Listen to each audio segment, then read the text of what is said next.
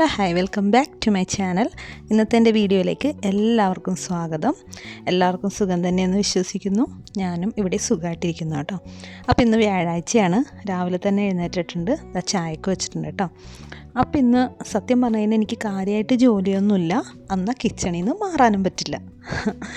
അങ്ങനെയാണ് കേട്ടോ. കാരണം ഇന്ന് ഞാൻ മുട്ടപ്പത്തിരി ഉണ്ടാക്കാൻ പോവാം കേട്ടോ. കുറേ നാളായി മുട്ടപ്പത്തിരി ഉണ്ടാക്കിയിട്ട്. ഇവിടെ എല്ലാവർക്കും ഭയങ്കര ഇഷ്ടമാണ്. പക്ഷേ ഞാനീ പറഞ്ഞ പോലെ അധികം ജോലിയൊന്നും ഇല്ലാത്ത സമയത്താണ് മുട്ടപ്പത്തിരി ഉണ്ടാക്കാറ്. സാറ്റർഡേ സൺഡേ ഒക്കെയാണ് എപ്പോഴും ഉണ്ടാക്കാറ്. കാരണം അതാകുമ്പോൾ നമുക്ക് കുറച്ച് റിലാക്സ് ആയിട്ട് ജോലി ചെയ്യാമല്ലോ. മറ്റുള്ള കാര്യങ്ങളൊന്നും നോക്കണ്ട, കുറച്ച് വൈകി ഫുഡ് കഴിച്ചാൽ മതി. അപ്പോൾ അങ്ങനെയൊക്കെ ആകുമ്പോഴാണ് ഞാൻ മുട്ടപ്പത്തിരി ഉണ്ടാക്കാറ്. അപ്പോൾ സത്യം പറഞ്ഞു കഴിഞ്ഞാൽ കുറേ നാളായി ഉണ്ടാക്കിയിട്ട്. അപ്പോൾ ഇന്ന് മുട്ടപ്പത്തിരിയാണ് ഉണ്ടാക്കാൻ പോകുന്നത് കേട്ടോ. മുട്ടപ്പത്തിരി ഉണ്ടാക്കുമ്പോൾ എന്ന് വെച്ച് കഴിഞ്ഞാൽ നമുക്ക് അടുത്തുനിന്ന് മാറാൻ പറ്റില്ല. ചൂട് ഇങ്ങനെ ബാലൻസ് ചെയ്ത് വെച്ചിട്ടാണല്ലോ നമ്മൾ ഉണ്ടാക്കുന്നത്. അപ്പോൾ അതുകൊണ്ട് തന്നെ ഇന്ന് കാര്യമായിട്ട് വേറെ ജോലിയൊന്നും ഇല്ലാത്തതുകൊണ്ടാണ് മുട്ടപ്പത്തിരി ഉണ്ടാക്കാൻ പോകുന്നത് കേട്ടോ. അപ്പോൾ ഇന്ന് ജോലി ഇല്ലാത്തതിന് കാരണമെന്ന് വെച്ച് കഴിഞ്ഞാൽ ഇന്ന് ഉച്ചയ്ക്ക് ചിക്കൻ കറി വെക്കാമെന്നാണ് പറഞ്ഞിരിക്കുന്നത്. അത് ഹസ്ബൻഡ് വെച്ചോളും. അപ്പോൾ ആഹിലിനുള്ളത് മാത്രം മതി. അപ്പോൾ അങ്ങനെ ആകുമ്പോൾ മുട്ടയും അതേപോലെ പപ്പടവും ഉണ്ടാക്കിയാൽ മതി. അപ്പോൾ അതാകുമ്പോൾ കാര്യമായിട്ട് ജോലിയൊന്നുമില്ല. വേറെ എന്ത് ഫുഡ് ഉണ്ടാക്കിയാലും നമുക്കത് ബാക്കിയാവും. കാരണം മുട്ടയും പപ്പടവും എന്ന് പറഞ്ഞു കഴിഞ്ഞാൽ അവൻ്റെ ഏറ്റവും ഇഷ്ടപ്പെട്ട കറികൾ വെച്ച് കഴിഞ്ഞാൽ ഫസ്റ്റ് പറയുന്നത് ഇത് രണ്ടും ആയിരിക്കും. ഭയങ്കര ഇഷ്ടമാണ് ആൾക്ക്. അപ്പോൾ എന്നാൽ പിന്നെ അങ്ങനെ ആവട്ടെ എന്ന് വിചാരിച്ചു. അപ്പോൾ ഞാൻ എന്താ മിക്സിയുടെ ജാറിലേക്ക് മൈദപ്പൊടി ഇട്ട് കൊടുക്കുന്നുണ്ട് കേട്ടോ. ഇനി അതിലേക്ക് മുട്ട പൊട്ടിച്ചിടണം. സാധാരണ രീതിയിൽ ഞാൻ ഒരു മുട്ടയെ ചേർക്കാറുള്ളൂ കേട്ടോ. ഇന്നിപ്പോൾ 2 മുട്ട ചേർത്തിട്ടുണ്ട്. കാരണം എന്താണെന്ന് വെച്ച് കഴിഞ്ഞാൽ നമ്മളുടെ ചട്ടിയൊക്കെ കുറേ നാളായാലും ഉപയോഗിച്ചിട്ട്. അപ്പോൾ കുറച്ചധികം മുട്ട ചേർത്ത് കഴിഞ്ഞാൽ പെട്ടെന്ന് റെഡിയായി കിട്ടുമല്ലോ. അതുകൊണ്ട് മുട്ട 2 എണ്ണം ചേർത്തിട്ടുണ്ട് കേട്ടോ. എന്നിട്ട് ഇതാ നന്നായിട്ട് വെള്ളമൊക്കെ ഒന്ന് ചേർത്ത് മിക്സ് ചെയ്തതിന് ശേഷമാണ് മിക്സിയുടെ ജാറിൽ അടിച്ചെടുക്കുന്നത് കേട്ടോ. നമ്മൾ ഡയറക്റ്റ് മിക്സിയുടെ ജാറിലേക്ക് അടിച്ചെടുത്ത് കഴിഞ്ഞാൽ ആകെ കട്ട പിടിച്ച് ആകെ നമുക്ക് വെള്ളത്തിൻ്റെ അളവൊന്നും മനസ്സിലാവില്ല. ഇത് ആദ്യം തന്നെ വെള്ളമൊഴിച്ച് നമ്മൾ അതിൻ്റെ ഒരു പാകം നോക്കിയതിന് ശേഷം മിക്സിയുടെ ജാറിലിട്ട് അടിക്കുകയാണെന്നുണ്ടെങ്കിൽ പെട്ടെന്ന് തന്നെ സെറ്റായി കിട്ടും. അപ്പോൾ ഇങ്ങനത്തെ ഒരു കൺസിസ്റ്റൻസിയാണ് കേട്ടോ വേണ്ടത്. ഇനിയിപ്പോൾ എന്തായാലും ഞാൻ ചായ കുടിക്കട്ടെ കേട്ടോ. ചായ കുടിച്ചിട്ടുണ്ടായിരുന്നില്ല. ചായ കുടിച്ചാലല്ലേ നമുക്ക് ജോലി ചെയ്യാനൊക്കെ ആയിട്ട് ഒരു എനർജി ഉണ്ടാവുള്ളൂ. അപ്പോൾ മുട്ടപ്പത്തിരി ഉണ്ടാക്കാനുള്ള ചട്ടി ഞാൻ അടുപ്പത്ത് വെച്ചിട്ടുണ്ട് കേട്ടോ. എനിക്കൊരു പ്രതീക്ഷയില്ല നന്നായിട്ട് കിട്ടുമെന്ന്. കാരണം കുറേ നാളായി ഉണ്ടാക്കിയിട്ട് ഈ ചട്ടി അങ്ങനെ തന്നെ ഇരിക്കുമായിരുന്നു. അപ്പോൾ ഇനിയിപ്പോൾ എന്തായാലും ഞാൻ മുട്ടയുടെ തൊണ്ടൊക്കെ ഇട്ടൊന്ന് വെച്ചിട്ടുണ്ട് കേട്ടോ. കാരണം ആ മുട്ടയുടെ തൊണ്ടൊക്കെ ഒന്നിട്ട് ഉരച്ച് കഴിഞ്ഞാൽ പെട്ടെന്ന് തന്നെ അടി പിടിക്കാണ്ട് കിട്ടുമെന്ന് എൻ്റെ ആൻറ്റി പറഞ്ഞിട്ടുണ്ട്. അപ്പോൾ ഞാൻ അങ്ങനെയൊക്കെ ചെയ്തു നോക്കി. അതിന് ശേഷമാണ് കേട്ടോ ഉണ്ടാക്കാൻ പോകുന്നത്. മുട്ടപ്പത്തിരിക്ക് ഒഴിച്ചു കൊടുത്തിട്ടുണ്ട്. സത്യം പറയാലോ ആദ്യത്തെ നല്ല ഫ്ലോപ്പായിരുന്നു കേട്ടോ. ആദ്യം ഉണ്ടാക്കിയത് റെഡിയായേ ഇല്ല, അടിയിൽ പിടിച്ചു കേട്ടോ. പിന്നെ ഞാൻ രണ്ടാമത് ചട്ടിയൊക്കെ കഴുകി ഒന്നും കൂടി ഒന്ന് ട്രൈ ചെയ്തു. അതിന് മുന്നേ അടി പിടിച്ച് കഴിഞ്ഞപ്പോഴത്തേനും എൻ്റെ പ്രതീക്ഷയൊക്കെ പോയി. ഞാൻ പിന്നെ വേറൊരു പാൻ വെച്ചിട്ട് ഉണ്ടാക്കാൻ ശ്രമിച്ചു. പക്ഷേ എനിക്കൊരു തൃപ്തിയായില്ല. നമ്മൾ മുട്ടപ്പത്തിരി എന്ന് പറയുമ്പോൾ ഈ ഒരു ചട്ടി തന്നെ ഉണ്ടാക്കുമ്പോഴാണല്ലോ അതിൻ്റെ ഒരു എന്താ പറയുക ഒരു രസം വന്നത്. അപ്പോൾ ഞാൻ ആ പാത്രം പിന്നെയും കഴുകി രണ്ടാമതൊന്നും കൂടി ഒന്ന് ട്രൈ ചെയ്ത് നോക്കിയപ്പോൾ നല്ല സൂപ്പറായിട്ട് കിട്ടി കേട്ടോ.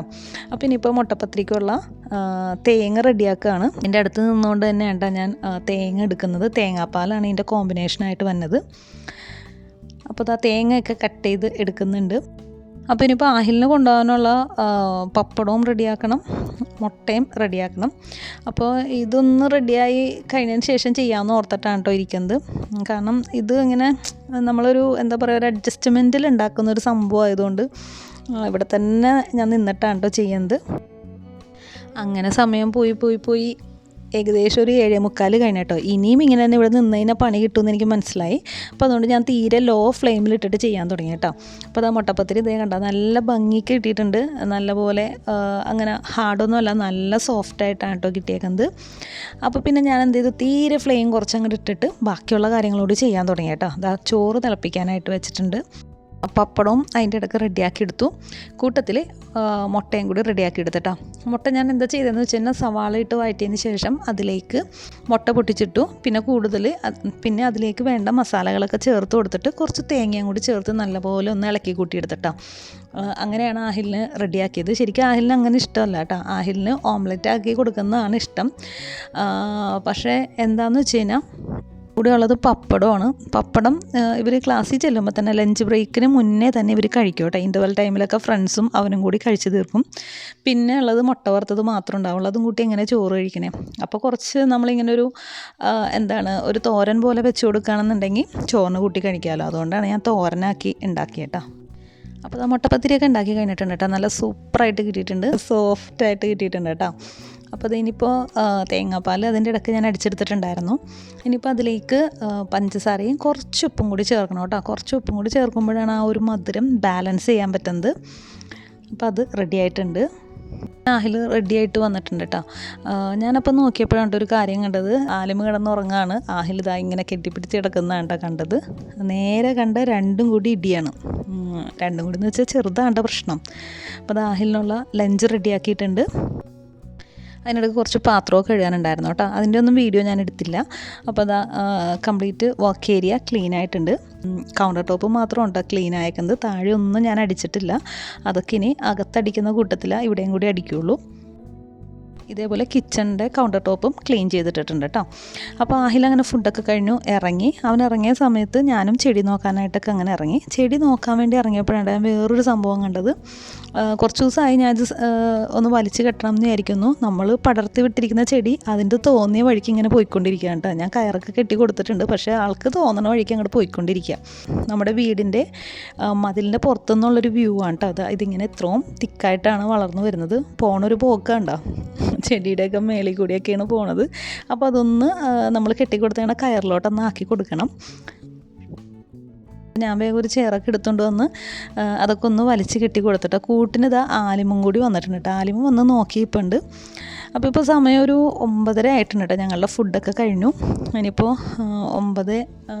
10 മണിയാകുമ്പോൾ ആലിമിനെ കൊണ്ടുപോയി ആക്കണം. അപ്പോൾ ആ ഒരു ഗ്യാപ്പിലാണ് ഞാൻ ഇത് ചെയ്യുന്നത് കേട്ടോ. വെയിലായിക്കഴിഞ്ഞാൽ നമുക്ക് ഇങ്ങോട്ടേക്ക് ഇറങ്ങാനേ പറ്റില്ല. അപ്പോൾ ആ ചെടിയൊക്കെ ഒന്ന് കറക്റ്റ് ആ ഒരു കയറുമേട്ട് തന്നെ ആക്കി കൊടുക്കുന്നുണ്ട് കേട്ടോ. കണ്ട വഴിക്കൊക്കെ പോവുക. അതാ ഇപ്പുറത്തെ സൈഡിലേക്ക് നോക്കി, അത് ഇതിലേക്ക് പടർത്തി കൊടുത്താണ്. അത് അപ്പുറത്തെ ചെടിയുമായിട്ട് ചുറ്റിപ്പറ്റി കിടക്കുകയാണ് കേട്ടോ. അതൊക്കെ ഞാൻ ഇപ്പുറത്തേക്ക് തന്നെ ആക്കി കൊടുത്തു. ശംഖുപുഷ്പം വേറെ വഴിക്കൊക്കെ ഉണ്ട് വളർന്ന് പോയിക്കൊണ്ടിരിക്കുന്നത്. നമ്മൾ തൂക്കിയിട്ട് അങ്ങനെ ചെടിച്ചട്ടിയുടെ മേളിലോട്ടൊക്കെ പടർന്ന് കയറിയിട്ടുണ്ട്. അതും ഈ പറഞ്ഞ കാര്യം ഒന്ന് കെട്ടിക്കൊടുക്കണം. അപ്പോൾ നമ്മൾ കൊടുത്തിരിക്കുന്നത് ഓൾറെഡി ഈ ഡക്ക് വീഡ് പ്ലാന്റ് പോകാനുള്ള സെയിം കയറിലേക്ക് തന്നെയാണ് ഈ ശംഖുപുഷ്പത്തിൻ്റെ ഞാൻ കൊടുത്തേക്കുന്നത് കേട്ടോ.